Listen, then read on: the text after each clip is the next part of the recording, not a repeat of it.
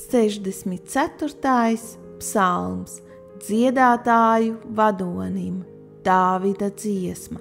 Klausi, Dievs, manu balsi, kad es žēlojos, pasargi manu dzīvību no ienaidnieku briesmām.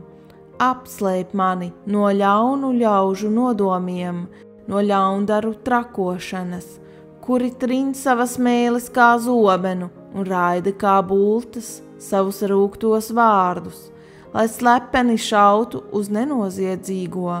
Viņi šauj piepeši un nebaidās. Viņi iedrošina sevi uz ļaunu. Viņi norunā, ka slepeni izliks lamatas un domā, kas to redzēs. Viņi izgudro visādas blēdības. Mēs esam gatavi. Nodoms ir labi apsvērts, un cilvēka sirdi un prātu neviens nevar izdibināt. Bet Dievs ar savu bultu viņus ķers piepeši, tad viņiem gan sāpēs. Viņu pašu mēli būs par iemeslu viņu krišanai, lai krata galvas visi, kas to redzēs.